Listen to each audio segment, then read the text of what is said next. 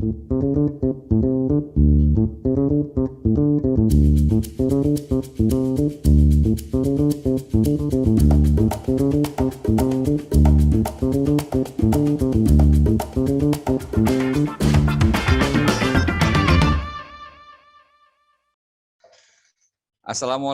selamat pagi. Apa kabar sahabat IPOL? Semoga kita semua sehat, semangat, dan bahagia jalani aktivitas. Kembali bersama saya, Timur Arif, tuan rumah bincang si IPOL, bicara berbagi info cerita yang sip dan pol hanya di Indopos Online. Sahabat IPOL, 1,5 tahun masa pandemi masih terus menemani masyarakat. Kehidupan yang kian sulit di tengah rasa kehilangan membuat masyarakat semakin menjerit, sensitif, berkeluh kesah, mengkritisi banyak hal di keseharian. Tak terkecuali pelayanan dari produk dan jasa yang rasanya semakin jauh dari kata memuaskan. Banyak keluhan dan aduan masyarakat yang juga kurang diperhatikan oleh pihak-pihak terkait. Untuk membahas hal itu, bertepatan dengan jatuhnya Hari Pelanggan Nasional 4 September ini, Bincang si IPOL akan mengangkat tema Hari Pelanggan Nasional sebagai momentum pemberdayaan pelanggan.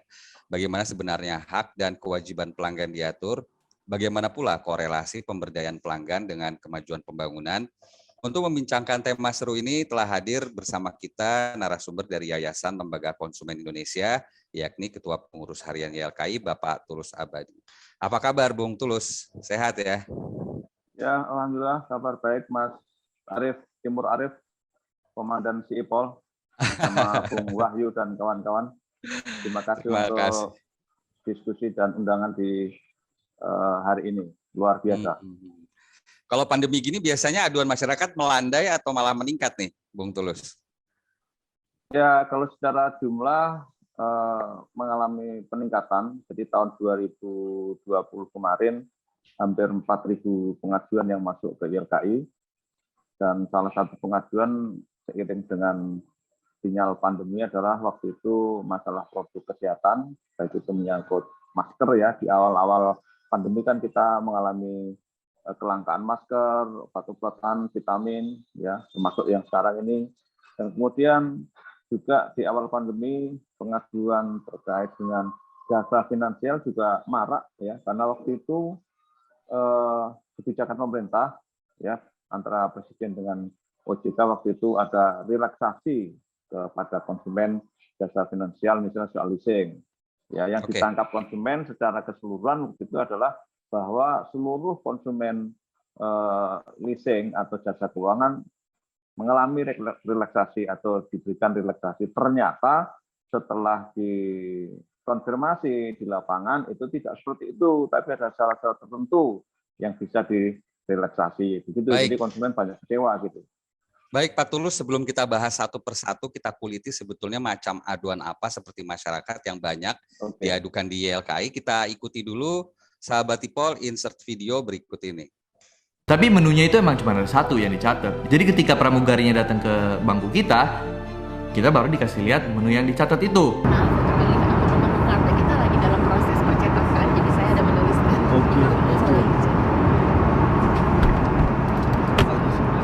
Jadi apa sih bisa pilih? Jelek tulisannya Pak. Oh nggak apa-apa. Ya bisa pilih salah satu. Cuma untuk mushroom soup kita sudah habis. Nah terus pas pramugarinya udah sampai di bangku gua, ya gue juga dikasih menu yang sama tapi dengan penjelasan kenapa dikasih menu tersebut. Penghitungan koin Peduli Prita Mulyasari akhirnya selesai. Jumlah total koin yang sudah dihitung dari seluruh posko sebesar Rp650.364.058.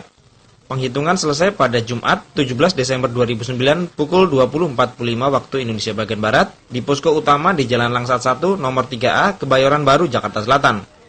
Jumlah ini melebihi target 204 juta yang dikenakan kepada Prita Mulyasari.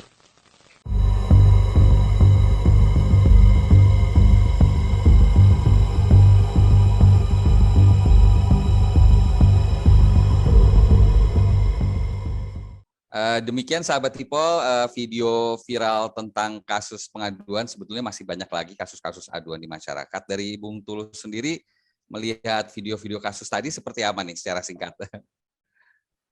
Ya, pertama bahwa satu hal yang harus digarisbawahi bahwa mengadu itu adalah hak konsumen, yang dijamin di dalam Undang-Undang Perlindungan Konsumen, khususnya pasal 4 Undang-Undang Nomor 8 tahun 99, di mana kalau kita merasa tidak puas terhadap satu pelayanan jasa ataupun barang, maka kita berhak untuk mengeluh dan mengadu kepada pihak pelaku usahanya. Nah, ini yang saya kira harus kita garis bawahi. Nah, untuk mengadu itu memang ada berbagai channel atau berbagai cara ya. Apakah kita mengadu langsung atau melalui telepon atau email ataupun lewat kanal media sosial yang saat ini banyak disediakan oleh pelaku usaha. Nah, juga tren banyak konsumen yang saat ini sambil traveling dia melakukan review terhadap satu produk, itu juga sah-sah saja ya. Apakah mereview pesawat bisnis atau hotel atau tempat wisata, itu is okay. Yang penting apa yang direview itu adalah berbasis data, berbasis fakta. Jangan sampai mereview tetapi sesuatu yang tendensius, hoax, atau mungkin ada persaingan antar kompetitor. Nah, itu juga harus dihindari ya. Yang penting mengadu, mereview berdasarkan data dan fakta yang kemudian bertujuan untuk meningkatkan satu pelayanan atau memberikan informasi kepada konsumen sebagai calon pengguna atau masyarakat sebagai calon pengguna dari produk-produk yang direview tersebut. Demikian Bung Arif. Ya, apalagi di zaman medsos sekarang ini kadang-kadang masyarakat tuh lebih percaya pada media sosial tadi ya Bung Tulus ya. Kadang-kadang sudah ada saluran aduan untuk konsumen di sebuah perusahaan, tapi masyarakat malah lebih suka melalui media sosial. Nah, sebetulnya di mata Bung Tulus sendiri kedudukan pelanggan ini seberapa pentingnya sih di mata produsen? Ya, kalau mengadu di media sosial saya kira tidak masalah. Itu juga hak konsumen dan saya kira itu positif ya. Yang penting tadi saya katakan adalah berbasis data, berbasis informasi sehingga tidak menimbulkan satu efek yang kontraproduktif bagi konsumen sendiri di kemudian hari ya. Nah, kalau konsumen tentu ya kalau kita bicara soal pilar-pilar dalam ekonomi bahwa pilar terpenting selain pelaku usaha adalah konsumen, karena konsumen ini menjadi pengguna dari satu produk yang dia sangat powerful karena keputusan ada di tangan konsumen. Ya, konsumen punya hak untuk memutuskan apakah membeli atau meninggalkan produk tersebut karena konsumen sebagai definer, sebagai pengambil keputusan. Jadi saya kira pelaku usaha saat ini memang tidak boleh main-main dengan konsumen karena konsumen adalah sebagai definer dan juga sebagai controller. Nah, kalau controller tadi apa yang dilihat konsumen dia akan disuarakan lewat media sosial, lewat media-media lain dan itu akan bisa berpengaruh terhadap satu produk mereka. Nah, pelaku usaha boleh saja dia menekan misalnya tenaga kerja atau buruh ya, karena dia bisa pindahkan modal, bisa pindahkan kapital ya, tetapi bagi konsumen tidak bisa dipindahkan karena konsumen adalah market yang tidak bisa digeser, tidak bisa dipindahkan dan itu sangat menentukan dalam suatu transaksi antara konsumen dengan pelaku usaha atau dengan produsen. Demikian. Jadi konsumen atau pelanggan dalam hal ini cukup penting kedudukannya ya sebagai vitamin gitu ya, Bung Tulus ya, untuk si korporasi tersebut meningkatkan lagi performanya. Nah, Bung Tulus mungkin bisa dielaborasi nih tentang indeks kepuasan konsumen. Kebetulan kan Indonesia masih jauh tertinggal dengan negara maju. Seberapa penting sebetulnya indeks kepuasan konsumen kita ini demi kemajuan pembangunan bangsa itu seperti apa? Bung Tulus. Ya, tepatnya adalah indeks kepercayaan konsumen atau IKK. Nah, itu memang sebagai salah satu parameter untuk mengukur apakah dengan basis IKK itu potret kepercayaan konsumen Indonesia seperti apa. Nah, memang dengan angka-angka yang terpapar lewat indeks brand konsumen itu, yang setiap 1 tahun sekali dilakukan survei secara mendalam, itu angka-angka yang ditampilkan atau indeks kepercayaan konsumen kita memang belum terlalu memadai. Ya, artinya ya kalau bahasa awamnya masih so-so lah ya. Dengan skor 41 sekian, itu kita bertumpu kepada level mampu. Jadi ada 4 skor ya, ada paham, ada mampu, kritis, dan berdaya. Jadi kita sedikit lebih baik di atas level paham ya. Ini yang saya kira memang dengan kondisi seperti itu ya ada positifnya, di mana dengan level mampu itu tingkat pengetahuan konsumen terkait hak dan kewajibannya itu sudah ada, sudah muncul dan sudah tumbuh. Tetapi belum kepada level kesadaran yang lebih kuat dan keberdayaan yang lebih kuat, sehingga kita masih perlu 2 step lagi untuk menjadi konsumen yang kritis dan berdaya dengan peningkatan skor yang ada. Nah, indikator-indikator untuk menjadikan konsumen berdaya itu bisa kita lihat dalam konteks pratransaksi, selama transaksi dan pasca transaksi ya. Jadi ketika konsumen ini akan bertransaksi, memutuskan suatu pembelian barang atau jasa, misalnya apakah konsumen ini langsung membeli atau melakukan searching dulu, ya misalnya ada produk baru, kita langsung membeli karena tertarik dengan promonya atau modelnya, atau kita melacak dulu di googling, misalnya di internet ada pengaduan nggak, atau kelebihan dan kekurangannya seperti apa. Nah, baru kalau konsumen melakukan itu poin, good point, sehingga baru konsumen melakukan eksekusi untuk pembelian atau transaksi suatu produk barang atau jasa. Dan kedua, setelah konsumen mengeksekusi satu transaksi itu, konsumen membaca nggak ketentuan-ketentuan yang ada di dalam produk itu, baik itu barang atau jasa. Nah, ketika dibaca, kemudian memahami, baru kemudian menggunakannya dan seterusnya. Nah, yang terakhir adalah pasca transaksi. Pasca transaksi itu ketika kemudian ditemukan satu keluhan, atau satu ketidakpuasan, atau satu kekecewaan, konsumen melakukan action nggak untuk komplain?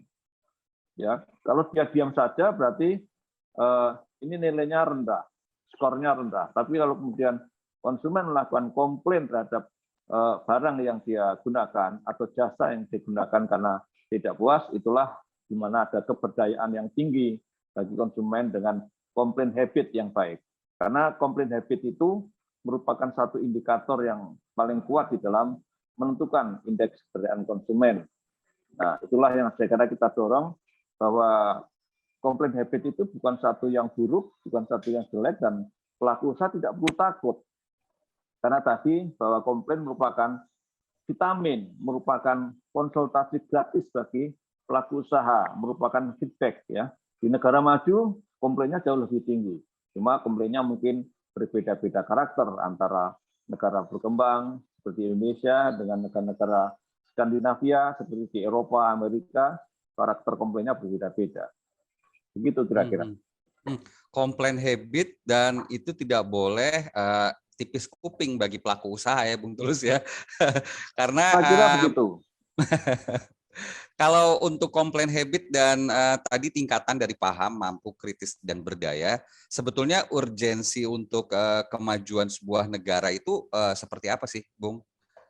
Terkait indeks keberdayaan konsumen ini. Ya, tentu saja sangat urgent dan sangat menentukan untuk bagaimana kemajuan satu bangsa ya, atau satu transaksi ekonomi tadi, karena dengan indeks dan konsumen itu sebenarnya potret bahwa literasi masyarakat suatu bangsa itu akan kelihatan. Ya, literasi terhadap pelindungan konsumen, literasi digital yang saat ini menjadi satu prasyarat, dan literasi-literasi lainnya. Karena semakin tinggi literasi masyarakat suatu bangsa, itu semakin sangat menentukan untuk menjadikan sebuah bangsa yang maju atau tidak. Sehingga ini satu ironisme sebenarnya, Bung, di mana kita itu digerocok dengan fenomena digital ekonomi, tapi literasi digital kita masih rendah. Ya. Betul. Literasi membaca kita masih rendah. Ya. Dan itu yang menjadi satu kelemahan ketika kita, konsumen kita banyak melakukan transaksi digital, baik itu untuk e-commerce atau fintech ataupun di banking, itu jarang sekali melakukan satu penelusuran terhadap term and condition, syarat dan ketentuan yang berlaku, ataupun bagaimana konsumen melindungi data privasinya. Ya, saat ini kan sedang ramai di mana data pribadi bocor di mana-mana. Di satu sisi memang aspek keandalan sistem, ada pihak yang meretas, tapi di sisi lain konsumen kita sering teledor dengan bagaimana menyerahkan data pribadi kita kepada pihak lain itu dengan gampangnya, tanpa memikirkan resiko-resiko ke depan seperti apa. Itu karena aspek literasi yang masih kurang Masih baik dan rendah. harus kita tingkatkan. Ya. Wah, menarik nih ya Pak Tulus, kalau masyarakat Indonesia semua sudah kritis, artinya juga tergambarkan masyarakatnya itu maju di literasinya, wawasannya luas, kemudian juga mampu berani tampil di forum-forum umum gitu ya, Bung Tulus ya. Nah, Bung Tulus, Oke. kalau dari penelitian YLKI sendiri, sebetulnya komplain dari masyarakat itu aduannya terklarifikasi ada berapa macam dan berapa banyak sebetulnya? Ya, kalau di LKI kita membuat semacam mapping ya, pengaduan-pengaduan yang diadukan oleh konsumen itu ada sekitar 21 komoditas yang kita mapping itu dari pengaduan-pengaduan yang masuk baik lewat pengaduan yang datang langsung atau lewat online ataupun melalui digital.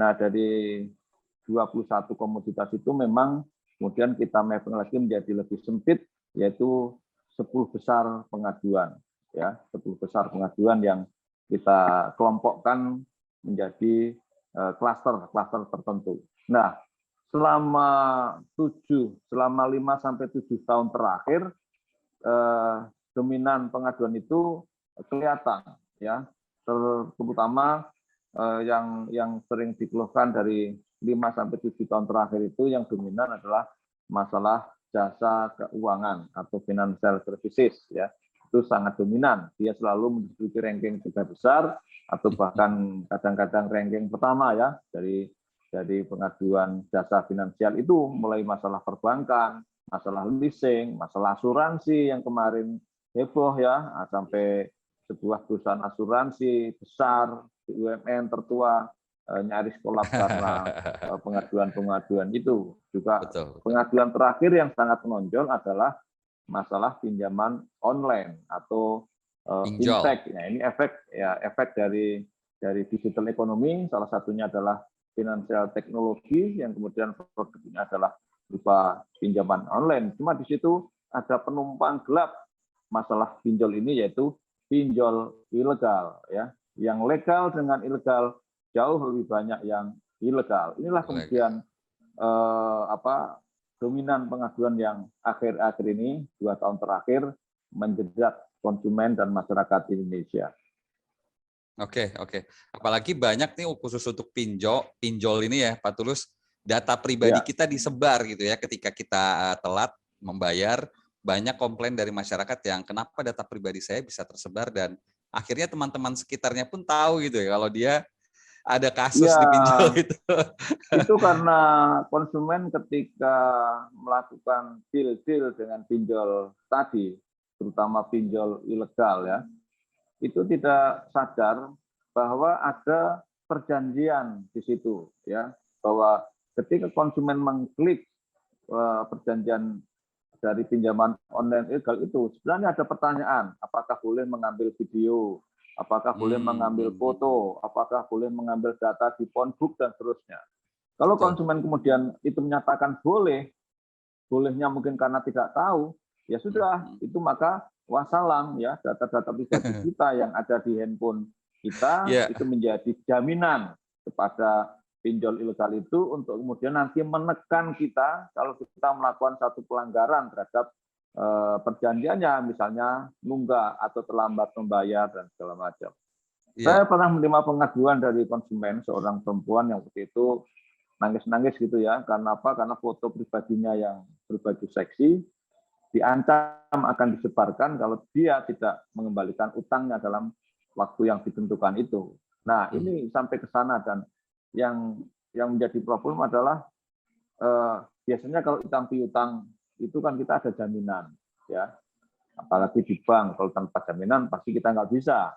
Tapi dengan adanya pinjaman online ini, walaupun kecil ya, tapi sekarang juga sudah bisa besar ya, antara 10-20 juta, itu bisa tanpa jaminan. Tetapi masyarakat tidak sadar bahwa sebenarnya yang menjadi jaminan atau yang dijaminkan adalah data pribadi kita, ya. Data pribadi kita itulah yang menjadi jaminan kalau kita melakukan transaksi utang piutang dengan fintech atau dengan pinjaman online itu, apalagi kalau itu fintech pinjol, Bung Iya, Arif. iya. Nah, that's why tadi Pak Tulus juga bilang indeks keberdayaan konsumen kita itu masih dalam tahap mampu, belum kritis dan berdaya. Salah satunya tadi itu ya Pak Tulus, masalah kita belum mampu membaca literasi, kita belum tahu S dan K itu kadang-kadang dilewati. Itu kadang-kadang yang membuat masyarakat terjebak sehingga bisa ya seperti itu jadinya dikejar-kejar oleh debt collector atau semacamnya dan data pribadi kita tersebar. Tapi sebelum kita membahas masalah bagaimana peran dari masyarakat sendiri nih terhadap kesadaran tadi untuk mampu kritis dan berdaya, saya ingin tahu sebetulnya bagaimana produsen mengambil peran dalam memberdayakan konsumen ini, Pak Tulus. Ya, sebenarnya bagaimana peran pelaku usaha atau produsen di dalam memberdayakan konsumen itu secara normatif merupakan mandatori atau kewajiban bagi pelaku usaha yang dijamin di dalam Undang-Undang Perlindungan Konsumen ya yang tadi di awal saya sebutkan. Mengapa? Karena di dalam pasal 4 itu konsumen dengan sangat gamblang sebenarnya berhak mendapatkan satu edukasi ya, satu edukasi dan pemberdayaan konsumen.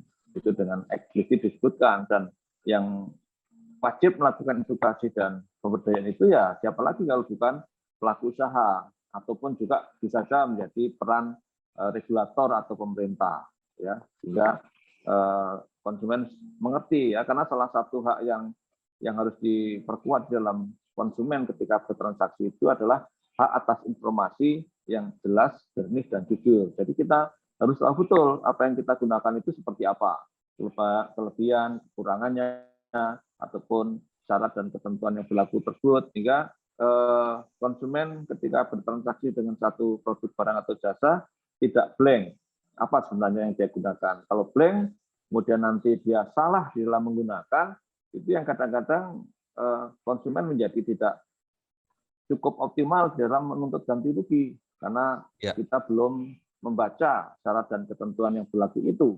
Ya, misalnya kita satu contoh kecil, beli kipas angin ya dari toko, kemudian dibawa ke rumah, kemudian langsung dinyalakan tanpa membaca syarat ketentuan bagaimana petunjuk pemakaiannya.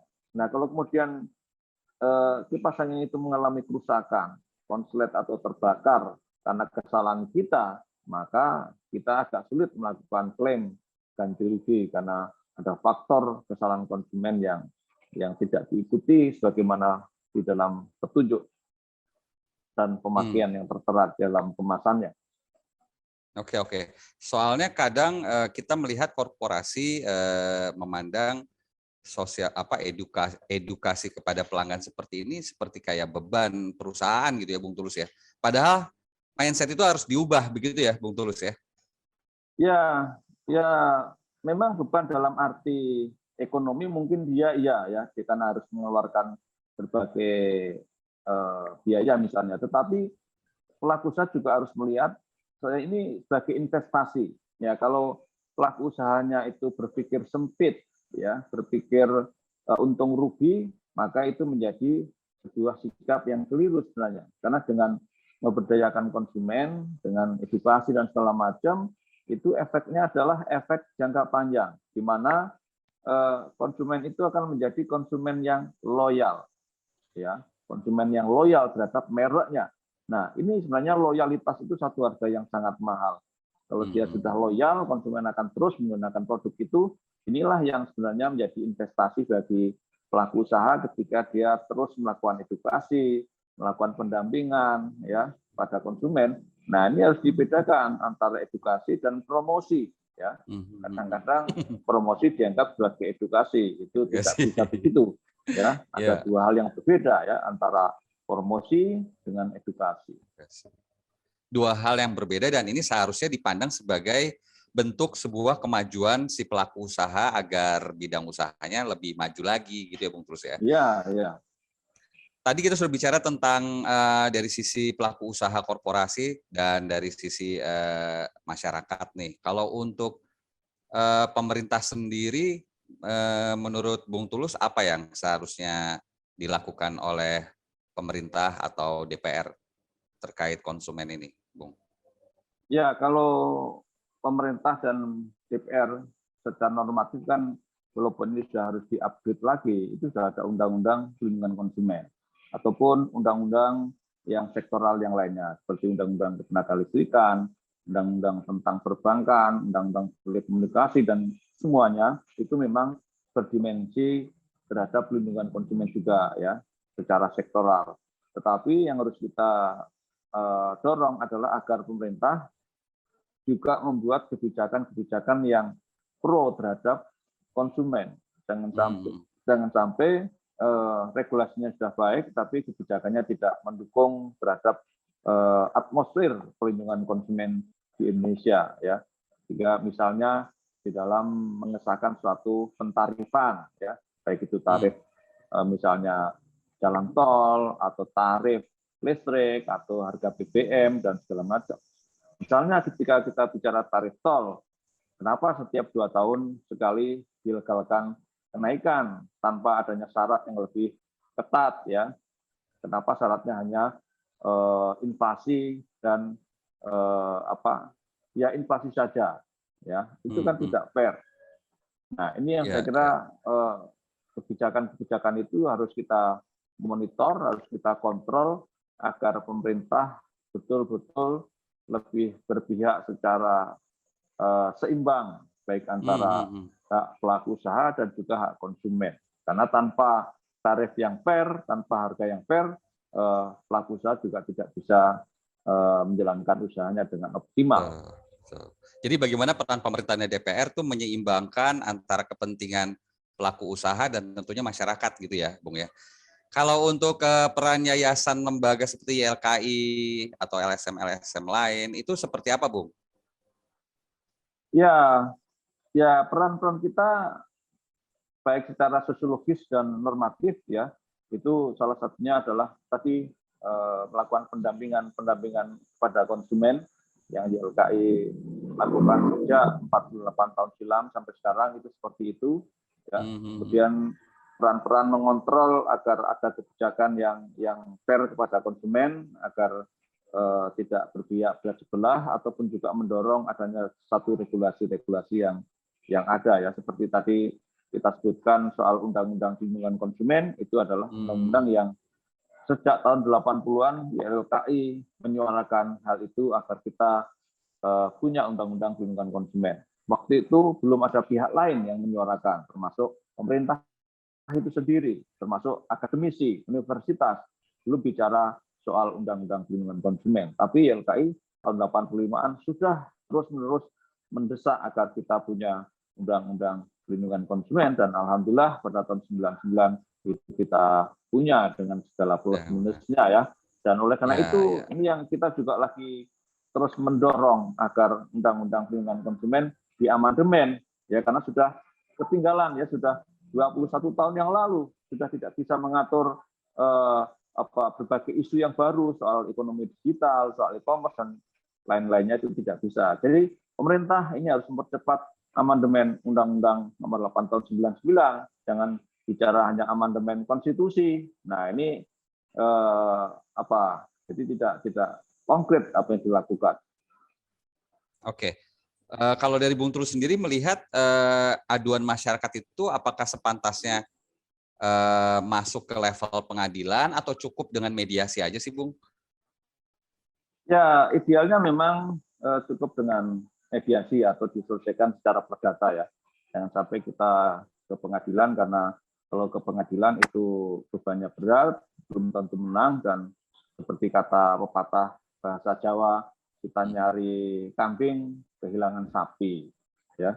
Nah itu jangan sampai. Jadi sebisa mungkin selesaikan secara perdata, pakai itu mediasi ataupun cara-cara yang lain, dan kalau memang harus ke pengadilan ya silakan. Tapi sebelum ke pengadilan kita juga punya mekanisme penyelesaian sengketa di luar pengadilan, itu ada namanya BPSK ya, BPSK, Badan Penyelesaian Sengketa Konsumen. Jadi ini untuk mewadahi kepentingan konsumen, pengaduan konsumen yang sifatnya tidak terlalu besar ya, sehingga bisa dibawa ke PPSK saja, jangan sampai dibawa ke pengadilan. Dan kemudian apalagi dibawa ke ranah pidana, itu terlalu berat. Baik.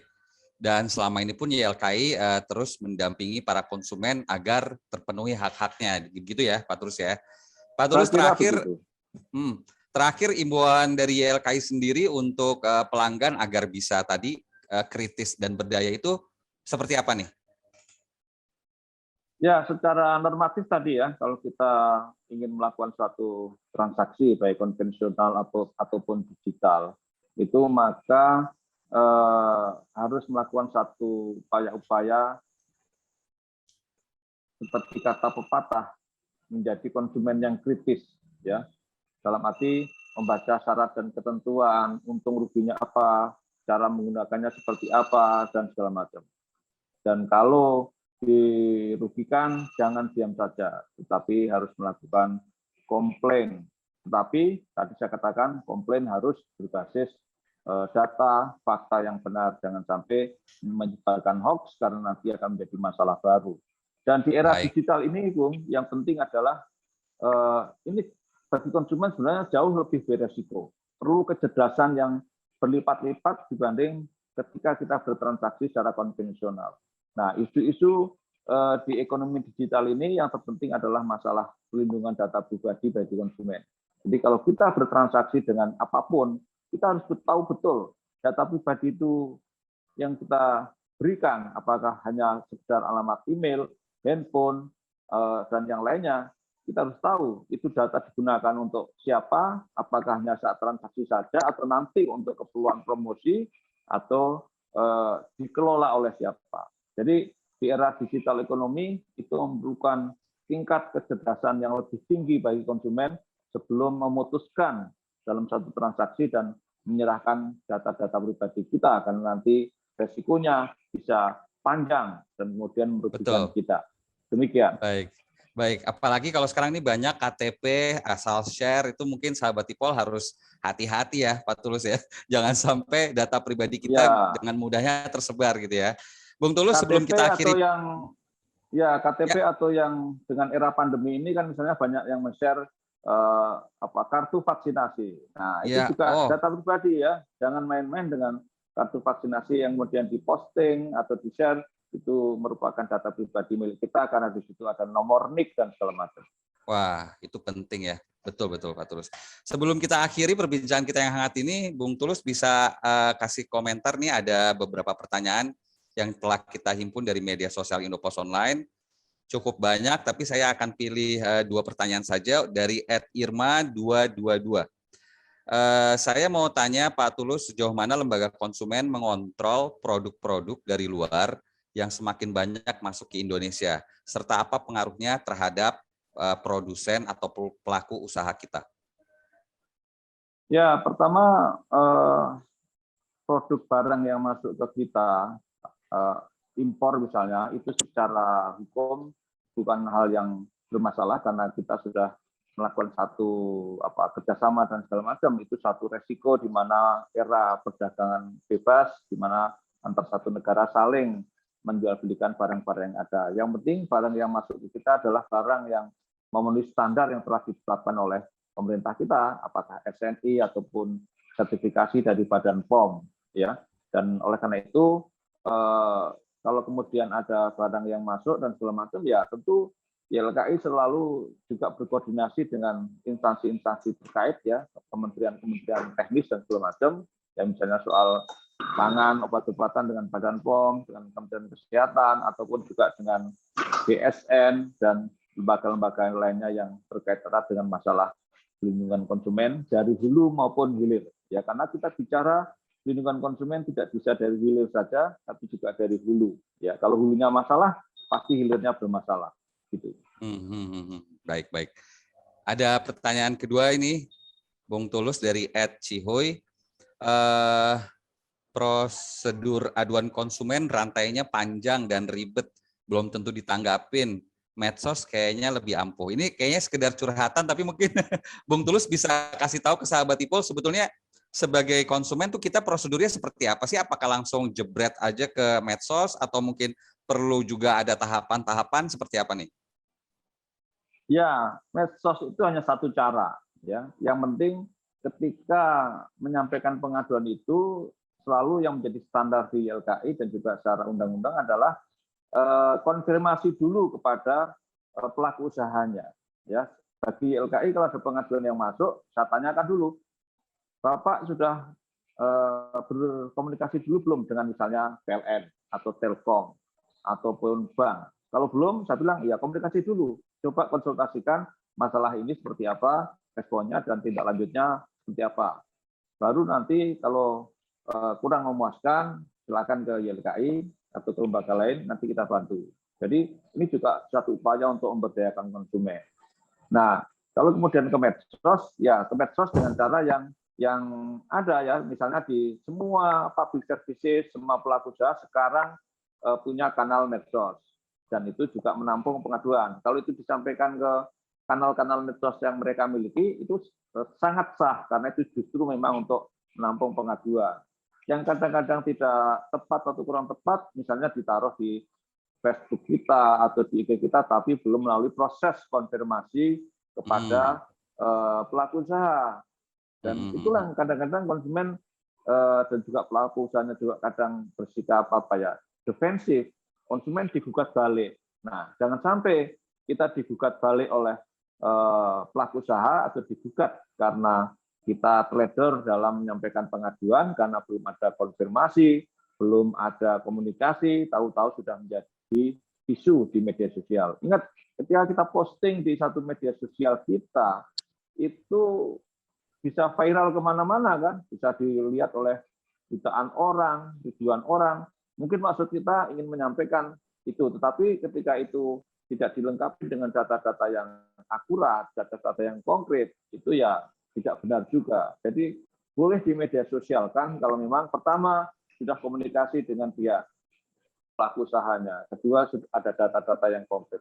Saya kira sekarang semua pelaku usaha, baik itu BUMN ataupun swasta, punya aplikasi-aplikasi yang sangat baik untuk kita gunakan. Misalnya kalau di PLN ada PLN Mobile, di Pertamina ada My Pertamina dan seterusnya. Ada BPJS, JKN Mobil dan seterusnya. Itu tolong dimanfaatkan sebagai upaya untuk kita berkomunikasi secara cepat dan akurat dengan pelaku usaha atau penyedia jasa.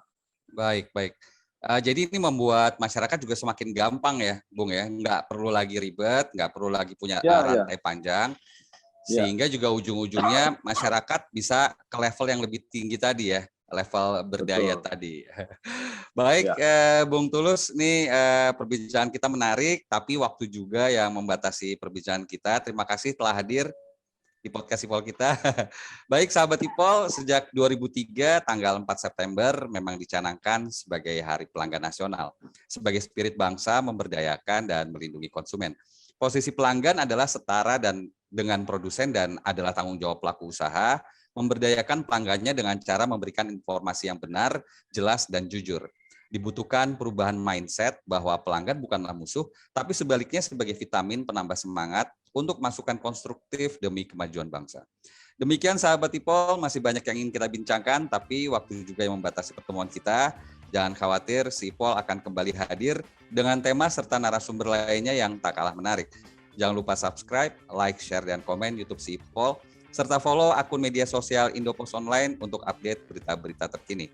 Akhirnya saya Timur Arif, tim produksi Bincang Sipol, dan narasumber spesial kami, Pak Tulus Abadi, pamit undur diri, salam kritis selalu, dan wassalam.